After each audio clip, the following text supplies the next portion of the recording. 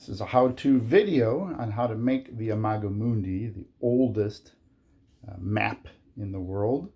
It is a map of Babylonia. It is a small clay tablet that looks much like this. At this point, before you can make an Imago Mundi, you need to know what the Imago Mundi is and what cuneiform is.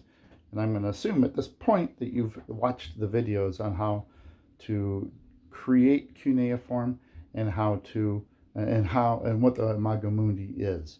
We're not going to focus so much on the cuneiform because that's a whole thing all on its own.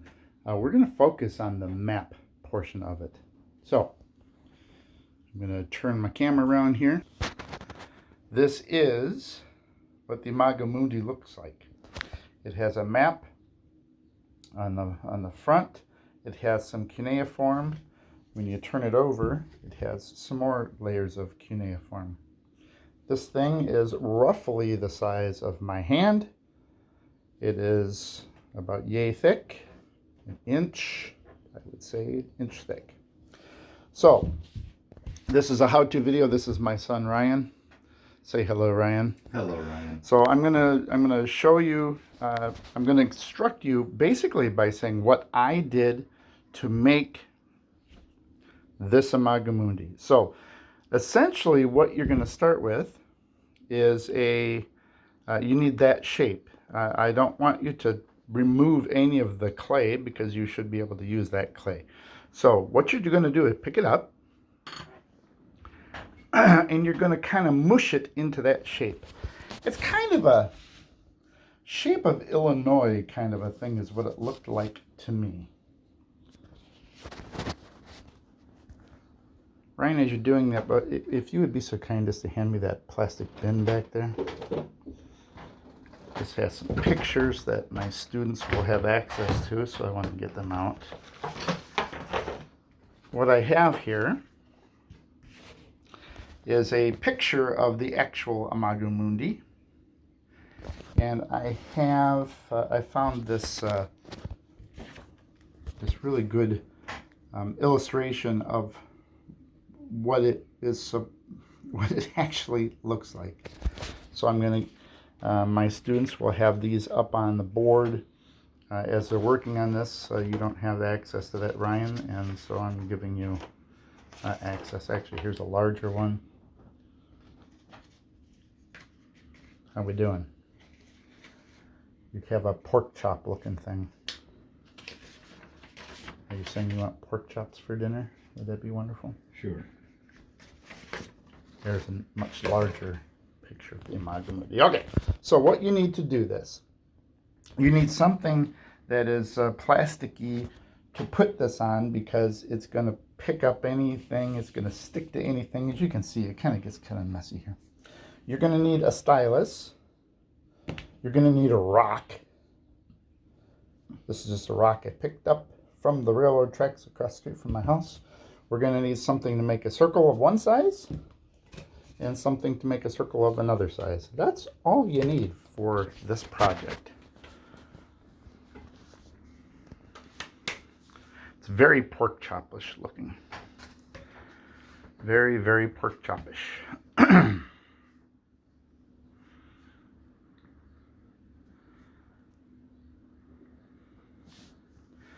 The exact size, I guess, doesn't really matter. I mean, if you make it, well, before you get into making the surface, just make the shape.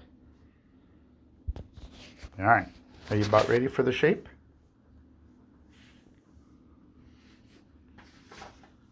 Ish. I mean, that kind of looks like a pork chop too. It does kind of look like a pork chop. You're right. All right, then the next step I did is I picked up the stylus and I gently rolled it. How did you know I was going to say that? We haven't talked about this at all. And the side that is that, as opposed to this side, really has to be right in the heart of where the shape is. It has to be pretty flat.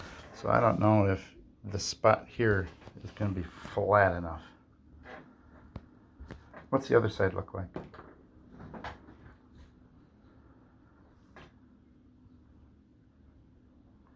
More like a Okay, pork chop. yeah, so you need that side on this side. I don't know. If you, yeah, there you go, steal some. That's a beautiful thing about clay. You can move it around.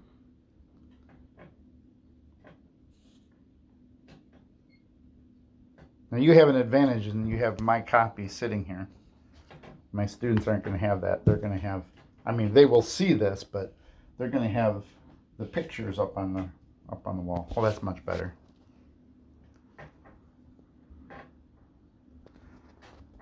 Okay, that looks good. Do the same thing to the other side.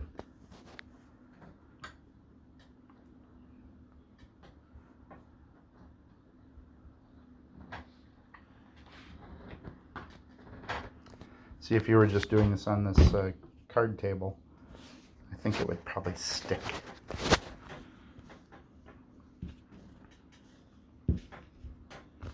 I don't think this side is quite as critical.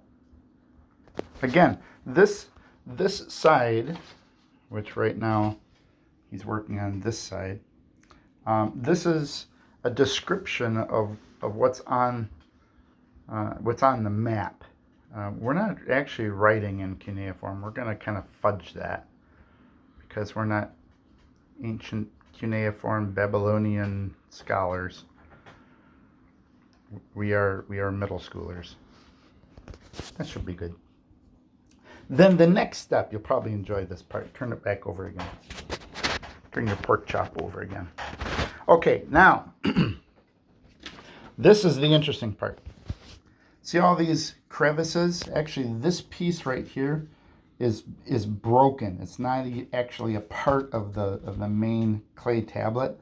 They found this years and years and years afterwards and then fit it in there. So each of these cracks have to be created. And the way I did that is I used the pointy end of the stylus, and instead of dragging it like that, I jabbed it. So on mine, you can kind of see I just kind of jabbed it in there.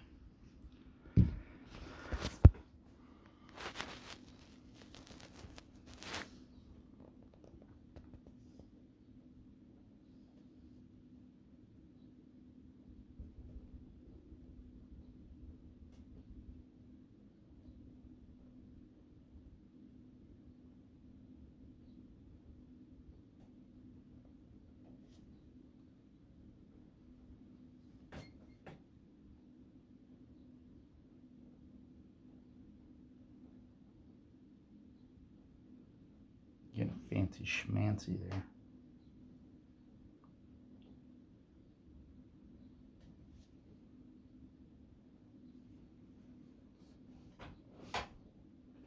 This one too. Yep, do them all.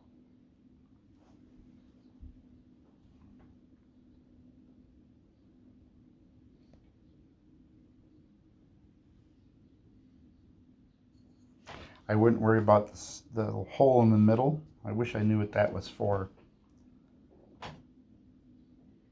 If you want at this point to do what you're doing, great. If you want to do that later, great.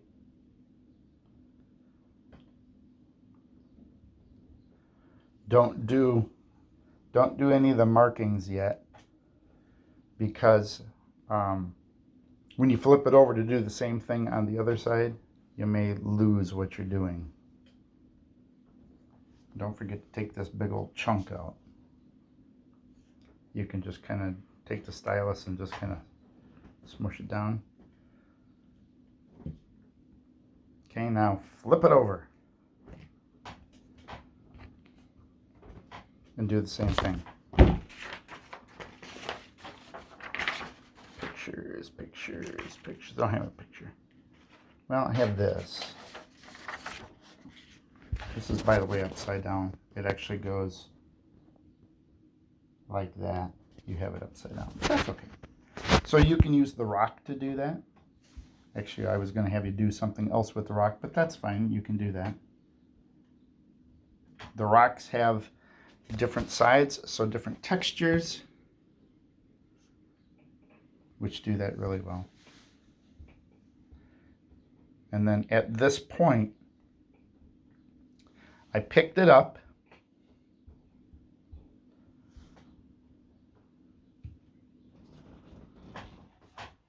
and I held the pork chop in my hand. And then I took the rock and I went around all the edges and just kind of, so that it's not smooth, because the Imago Mundi, as you can see on these pictures, is not smooth. So just go all around the edge and do just exactly what you're doing. Just kind of get the imprint of the surface of the rock.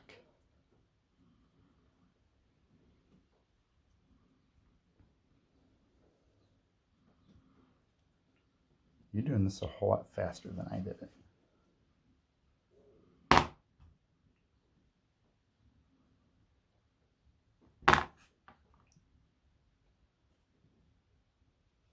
And then when you're done with that, turn it over and do the other, because see, you have the half of the edge done. You have that side of the edge.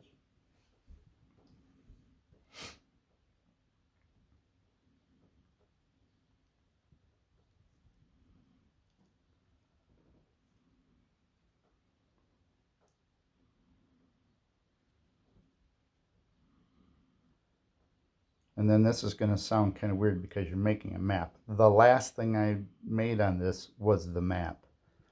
The next thing I did is I flipped it back to the obverse side. That's this side, the front. And their fancy schmancy names, obverse. That's the reverse. You got it? Looks pretty good.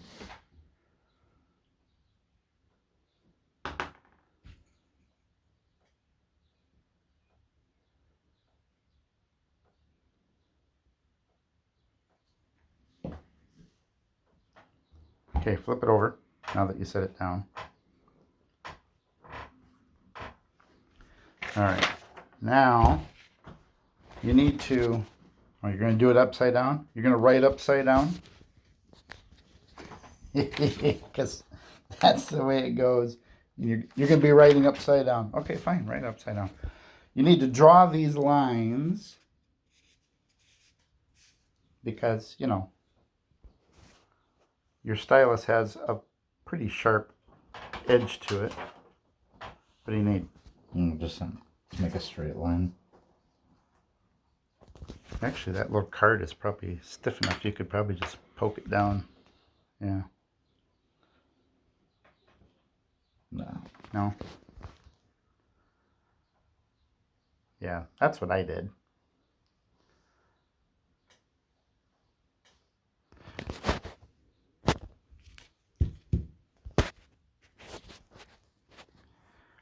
You're using the same stylus I'm using. Why are your lines so fat? By the way, do you need to have the exact same number of lines?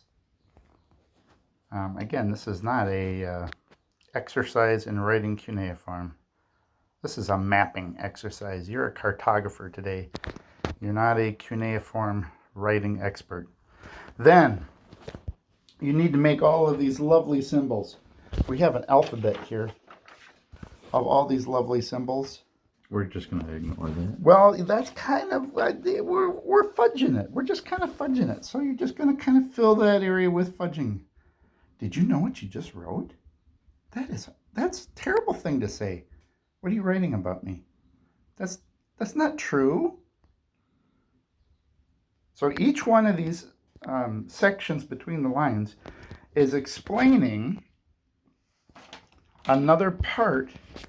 Like one of those sections is explaining what's going on here, and one of those sections is explaining what's going on here, and one of those sections is explaining what's going on here.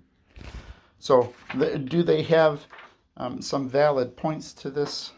Yeah, they do. But since I can't read cuneiform, I'm not going to worry too much about that. Again, we're not making a cuneiform tablet. We're making a map. So we have to do this part to get it to look sort of kind of like it. But we're gonna put our serious effort into the other side.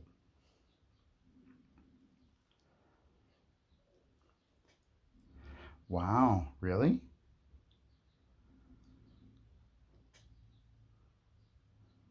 You have no idea what you're writing, do you? Look at this. This is just fancy schmancy stuff. Keep going. What I'm writing is what is called the Legend of the Brown Goat. It's what? The Legend of the Brown Goat. The Legend of the Brown Goat. I don't think that's on the actual Imago Mundi. I don't think there's anything about a brown goat. Let me see. Brown goat. Brown goat. Oh, yeah, right there. It does talk about the Legend of the Brown Goat. Not.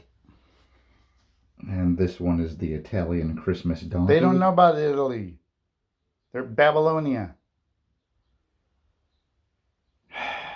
Professor Arthur Finkel would not be happy with you right about now. You know, you're making my video quite long by just dinking around here. No, what are you making all those lines? They're all like symmetrical here. What is this? So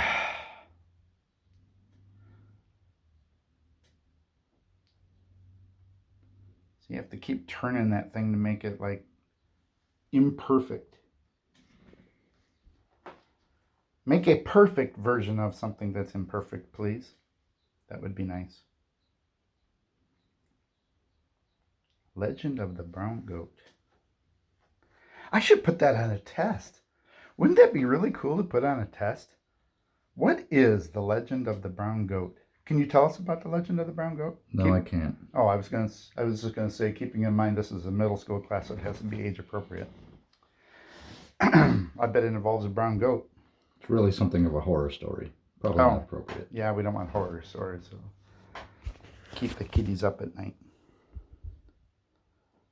Well, it would keep me up at night. I don't like horror stories. I like comedies. Okay, so when I got done with this point, I flipped it over. Flip it over. Now, on the top part, this part, I did the same thing. So now remember, you're writing this exact thing, so make sure it's perfect. That doesn't look like you're writing the exact same thing. In fact, that doesn't look very same thingish at all. You know, you can clean the clay off of that thing.